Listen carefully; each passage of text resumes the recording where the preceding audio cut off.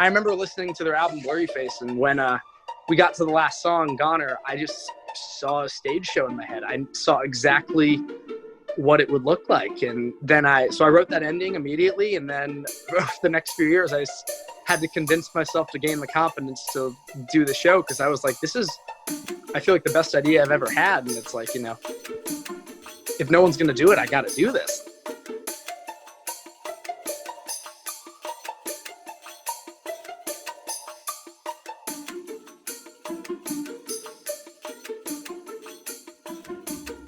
Hello everyone, welcome to Lunch Break. I'm your host, JP Pressley, and today for the inaugural episode, I'm super excited to have a very creative mind. I'm beyond blessed to have in my creative network.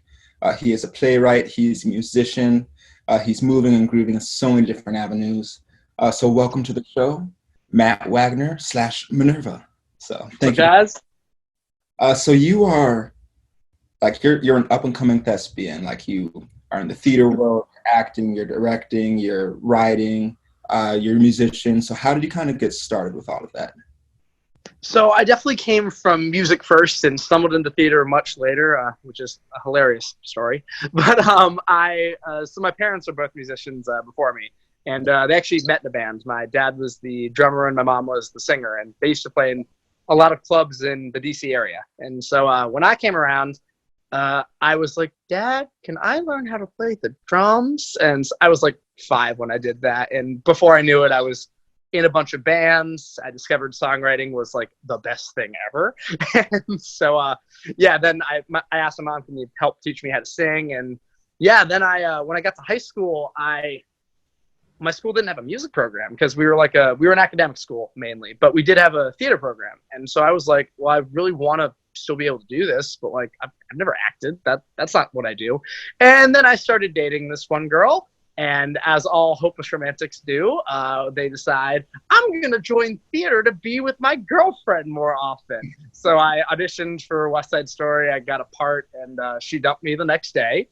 But then I stayed because I loved the communal aspect of it, and just like, it was like I finally felt like, wow, this is a place where like I feel like I belong. This is so cool. I don't feel like I need to put on anything here. So that was really how I got into it. And then I always said when high school finished, I was like, oh, I'm not going to keep doing this. And then I wrote a musical. So, life happens. And that musical. So when I first met you, it was last year here in New York City.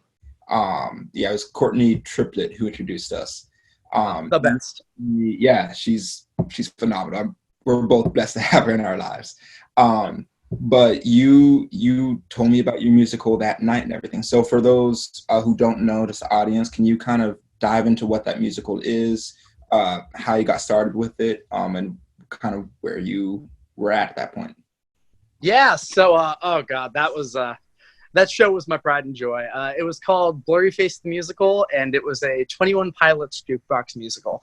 So when I first went to college, one of my suite mates was really into 21 Pilots, and he showed me a couple other songs, and I was just immediately fell in love and enamored. It was piano, rock, rap, hip hop. I mean, it was like all the things I love in one band. And then I remember listening to their album Blurry Face, and when we got to the last song, Goner, I just saw a stage show in my head. I saw exactly what it would look like. And then I wrote that ending immediately. And then the next few years, I had to convince myself to gain the confidence to do the show, because I was like, I feel like the best idea I've ever had. And it's like, if no one's going to do it, I got to do this. I got to learn how to write a script. I got to learn how to, put on a show. And so, before I knew it, like 3 years later, I was doing workshops of the production in Nashville, and eventually, I was able to do it in New York.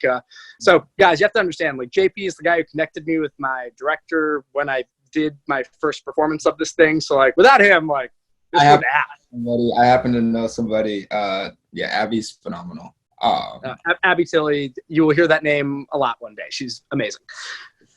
But so curious, like, when you had that idea, were there any hesitancies that you had, especially with it being 21 Pilots and like knowing that, hey, there may be more legal ramifications here than if you were doing something that was like an entirely new fictional project, not at all based in kind of like a reality like so well known? So I definitely, one of my favorite musicals of all time was American Idiot, the musical. And yeah, I remember that. I mean, that was really the show that got me into theater. Because before I said I did it because I wanted to have that music connection in high school. That show, I was like, oh, I get this now. And I just remember seeing the jukebox musical component. And I was like, that's a thing. So I remember I went to my law professor whenever I was in college, and I was like, what's the ramifications of this? And so yeah, she gave me the whole rundown of like, what I would have to do in order to make this become a thing. And basically the idea was, well, you're kind of a nobody right now, so like this is not possible unless you like went viral. And I was like, noted. I'll remember that knowledge for a little bit later in my life. But yeah, so basically I knew from the start that project was not, it was a risky project, but as they say in entrepreneurship, it's like no risk, no reward. And so I was very much like this. I love this idea. I'm inspired by it. I'm going to see it through the end, no matter what happens with it. And so I trudged through, and the hardest part for me was just, I was working in a completely new skill set. So I remember like reading script writing books, like everything I could get my hands on, just trying to learn a completely new craft. Cause I was a musician, but I'm over here like, wow, how do you write a show? And so, yeah, I remember, I changed my entire degree based on it. Like I still got a music business and songwriting degree, but like I talked to my advisors about giving me a theater education as well while I did it. So I was really nice because the people at Belmont, they really worked with me on that, and that's in order to help me find my dream. Yeah. So how did you kind of engineer that process then? Because yeah, once I met you, like you connected with Abby Titty, again, amazing. She's going to be doing amazing things just in future. She already has been doing stuff. But you guys got connected and you got started, and then how did you go from there to it becoming more well known? First, like the show that you guys did here in New York, and then just kind of getting more notoriety on Instagram. Yeah. So we're talking 2019 at this point. So I've been working on and off on the show for about 4 years now. I've gone through many drafts in my process of, cool, how do I write a play? And yeah, so while I was writing the show, I was following the lyrics, because 21 Pilots' lyrics are just incredible. So I was following the lyrics to find characters and plot and situation. And so by the time I met Abby to do the proto production, as we call it, the show was pretty much finished at that point. And so I knew that I wanted to get a high quality video of it so that I could start trying to promote it online. Because going back to what I had with that one professor, that one conversation, they were very much like, you basically have to go viral. So I'm like, I think I can do this. 21 Pilots' community it's a big one. It's massive. So the process of putting that show on, we literally started from scratch. So I mean, like we put up an ad on Backstage, like, try to bring some actors into the fold. Thankfully, Abby already had a creative team, so she was able to get like our lighting designer, our stage manager, and all the actual like technical pieces together, which was really great. And so my job then was just make sure that I could get all the logistical stuff, like, getting a sound system and all the other fun stuff. And so, yeah, basically we finished up casting, I want to say end of June, something like that. And so we then had to put on the show on August 9th. So we had 3 weeks from the first rehearsal in order to put an entire musical together, which was crazy. But, we did it. We rented out a place in Brooklyn. We sold out the house, and, well, sold in relative terms. It was a free show because I didn't want to get in trouble with any legal ramifications, because the purpose of this was to make a product so that I could finally pitch the show after all these years. Right. And how did that pitch go? Yeah, what we did was I collected a bunch of different media just over the years, like song demos of like the musicalized versions of like what their songs would sound like. We did that. I had made a trailer with a former cast that I had used in Nashville, and then we got a lot of highlight reel video from the actual production that you saw in New York. And so just with all this in mind, I made an Instagram page for it. I got ready to drop the trailer and just started trying to build hype. And I was able to get this one guy named Pop Song Professor on YouTube behind the project. And so he made a YouTube promotional video for me when I dropped my trailer. And through that trailer got over 20,000 views. And I mean, it was crazy. And so when I launched the project on January 31st, we had in 3 days gotten 3,000 followers on Instagram. And the whole thing was just absolutely insane. And we got an insane reaction. I mean, it was definitely a very polarizing response because a lot of people definitely made assumptions about the show that were not true. And so I did my best to put out all the fires on Twitter that I could. But yeah, the people that were behind it though were like really behind it. I mean, it was insane just how quickly it all went. Yeah, no, for sure. Like full disclosure, I did not know much about 21 Pilots at all before that. I think the only thing I really knew was the song Heathens from Suicide Squad. That was classic. That was like the extent of my experience with them. But then like getting to talk with you, getting to go and see your proto show, like I was exposed to a whole new world with them. And like it was very immersive. It was really cool to see. And then so looking forward to it, so looking forward to like more and more people going and being able to witness what you created, getting to experience that, and then like seeing the Instagram success, but then it all came to a sudden halt. Can you talk about Yeah, for sure. It did, unfortunately. So what happened was, so 21 Pilots' manager's email is actually public knowledge. So I'd had that for like 3 years. And so, yeah, it's on the Facebook page. And so I had it, but I knew that if I had just reached out to him like a cold call with nothing behind me, I mean, I was a nobody, and I still am a nobody in the grand scheme of things. It's like, you know, there was no way he was just going to respond to what looks like a crazed fan. So once I had built, I think we were at like 3,600 follows. And I mean, we were trending on Twitter for a bit there, like with the show. And I mean, they knew we existed. They definitely knew about this, but no one reached out. And I think it was because they wanted to see the dust settle a little bit with like how are fans responding to this. And again, it was like a 50-50 split. Like some were really into it, some were not. So once I reached that point, I eventually was like, all right, this is it. So, all right, Mr. Woltman, this is my pitch. This is my show. This is what I want to do. And this is my dream. And if you guys are interested in doing this, I think that this could be extremely advantageous for you guys. And, you know, I think that we could really make something that could help a lot of people. Because really, in the end, the show is about mental health and tries to spread 21 Pilots' message of, like, you know, you're not alone in this.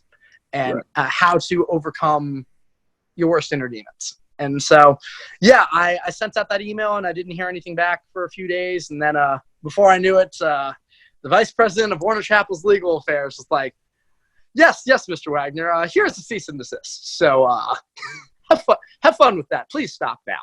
And so they told me to get rid of all the, take down all the videos and all the content. And I, of course, acquiesced immediately because, you know, I knew that from the very beginning this was a risk. And, you know, somebody on the team did not want to move forward with it. But something that was really cool was the drummer actually I know saw it for sure, Josh Gunn, and so he liked the trailer, and I heard from a mutual friend we had that he thought it was really great, actually. So that was a massive accomplishment in itself, and I am so proud of that. Yeah, so you got a cease and desist from 21 Pilots. You got a heck of a story, like even just with that alone. And then like, hey, like the drummer saw, and like you're able to like kind of build some notoriety with it. So like, kudos to you. But with that being said, is there anything that you would have changed, knowing like how it turned out and everything? Would you have changed anything along the process or not so much? I probably would have focused more on the Twitter response to it, because I'm not the biggest social media guy myself. Like, I mean, I have like an Instagram and Facebook, like most, and it's something I am trying to work on now with my own solo music, is like trying to build a better social media presence. But yeah, I guess I didn't really understand like the difference in cultures between social media platforms. And so like Twitter is a much more negative space typically, and Instagram's a much more positive one. So I focused so hard on Instagram compared to Twitter. And I feel like if I had refuted some people's claims on Twitter quickly instead of like, having things spiral out of control, I feel like that might have helped things along the way. But as far as like making the show and the actual process, I wouldn't have changed a thing. I mean, to this day, I'm still so proud of what I made. And like, it was crazy. And I mean, like Alternative Press and Kerrang and a bunch of other like actual like big publications like started writing about it like after the cease and desist. And I mean, that's crazy. That's absolutely crazy. And yeah, I know for me, it's like, as an artist, I learned so many things from doing that show, like from the art of writing a script to the art of like arranging music, how to work with people, how to like, be a leader. And so I really wouldn't change a thing. I mean, it's made me into the artist I am today. And I hope to use those lessons in a different field, because just because one project doesn't work, you move on to the next one. It's not over. And that's exactly what you've done, like moving on to the next one. Like any good businessman, you've taken this and you've just pivoted. So now with your thank you. yeah, for sure. Now with your music as MNERVA, you have out 2 singles, Geek and then Growing Up. Geek already has over 60,000 streams on Spotify. I expect Growing Up to get there at some point as well. So can you just kind of talk about your experience making the music for that, and then additionally, like, why the name MNERVA? Yeah, totally. So as I said before, I knew Blurryface was a long shot, and I was always have been a songwriter from like age like 14. So I discovered hip hop and like really got into it in college, and learned that, wow, hey, I'm actually, with the drumming background, rapping makes a lot of sense to me. And yeah, so I dived in very headfirst to that as I was also working on this show. And I knew, okay, cool, if this show doesn't work out, I don't want to have nothing else like, to like, stand on. And so while trying to produce the show, I started working with my buddy Corey Shore, producing a bunch of stuff for my own solo outing. And so once we finally felt like we had like 5 really strong songs, we took them to the very end, and I literally, they were already done by the time that the show got launched. And so yeah, when things went down with Blurryface, I knew, okay, cool, on to the next thing. So I started promoting Geek, and that was when I dropped that, the response was insane. And I'm really thankful, because a lot of the people who were fans of Blurryface were also fans of MNERVA. And so the reason I named myself MNERVA is because it's the Roman goddess of wisdom, right? And so I feel like in life, what we're searching for is we're searching for our own personal wisdom, and all of our experiences add to that, like everything that makes up us.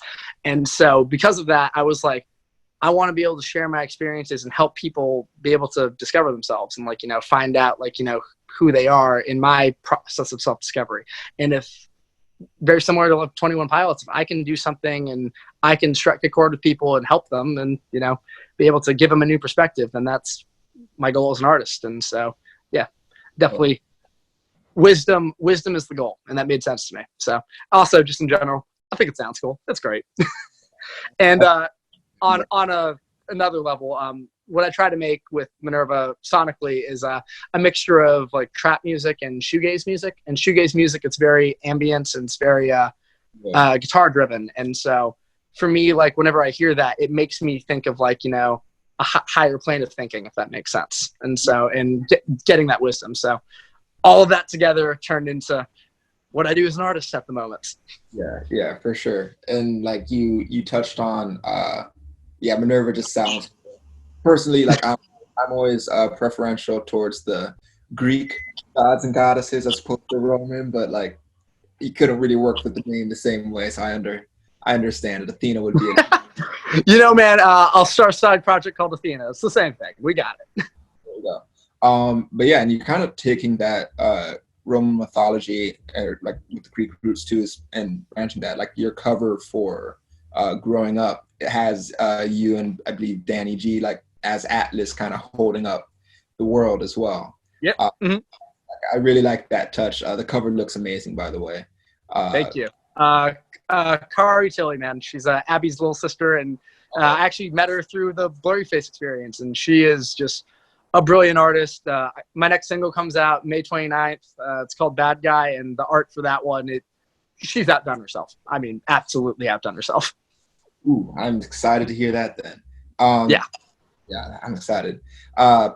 Real quick, as we're running out of time here, I just wanted to dive into growing up a little bit, because we're quarantined right now. People are trying to do things, be creative. But you not only shot a music video in quarantine, but like you're able to collaborate with another person, do the music video with you and Danny G both in your separate homes, and then also kind of giving us a little bit of insight into your own background.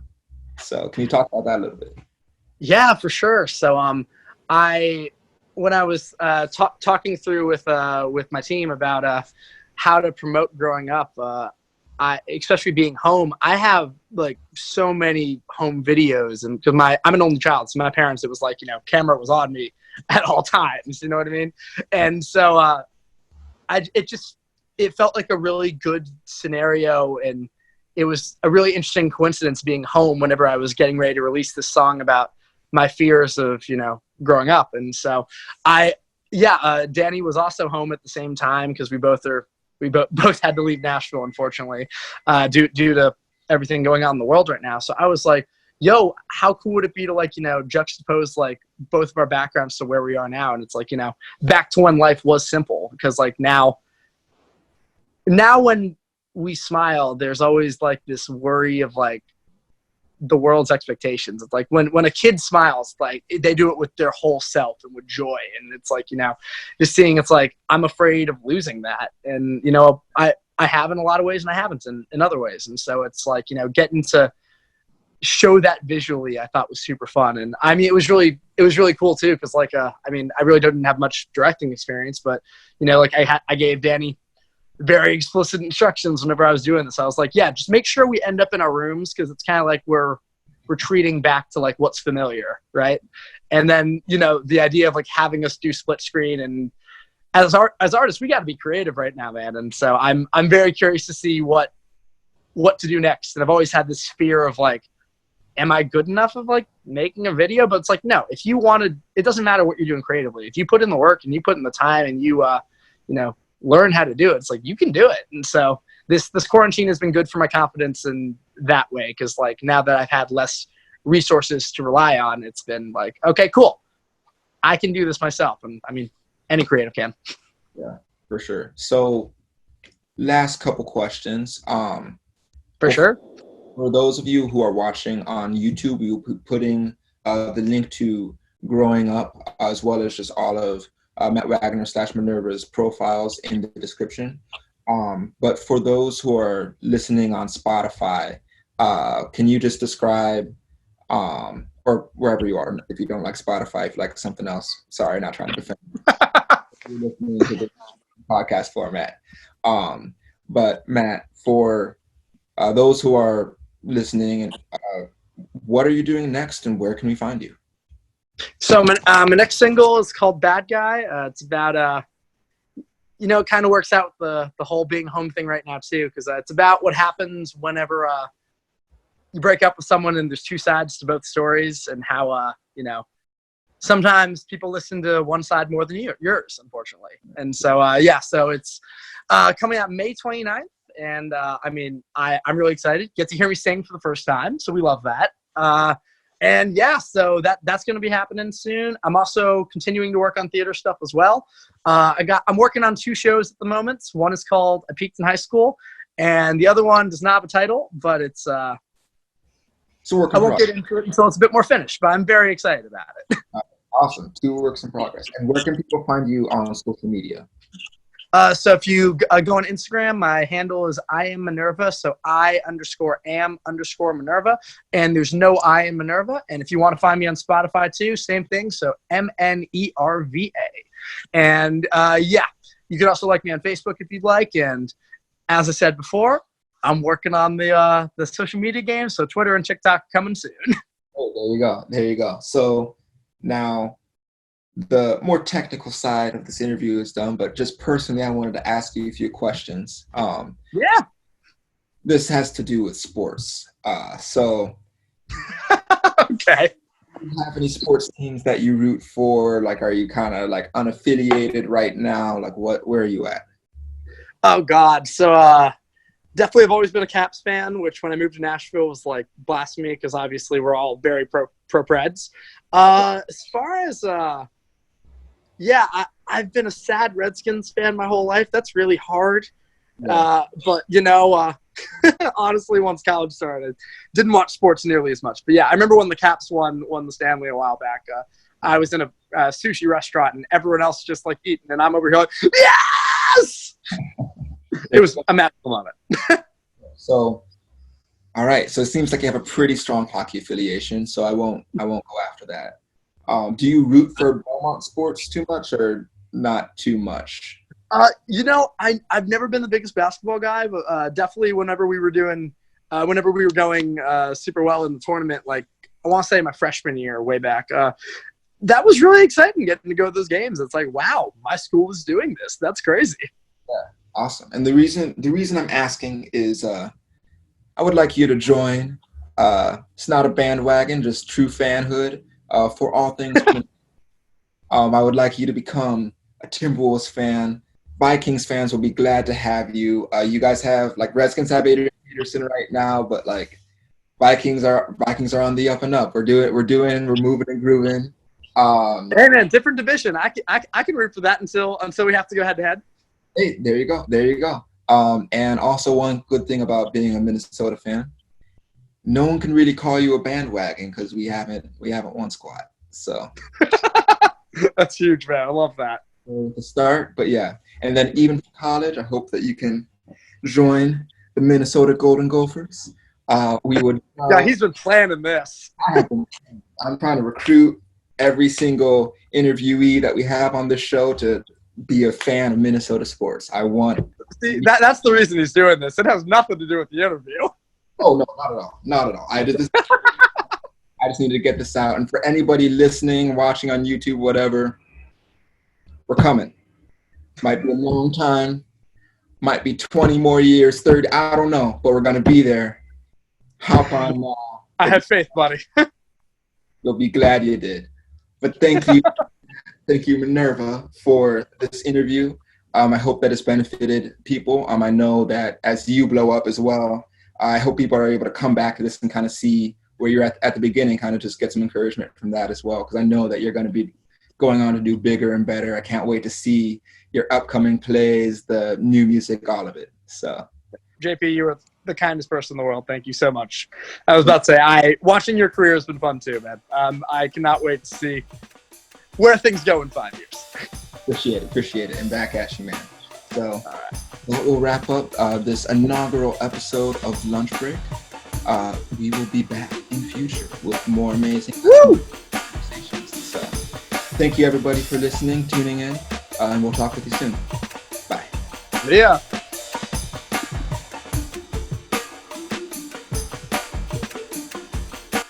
If you enjoyed this video, please be sure to hit those like and subscribe buttons down below. Also, feel free to check us out online at youngandrising.com, where we have advice and guidance for young professionals by young professionals. And most importantly of all, go Minnesota.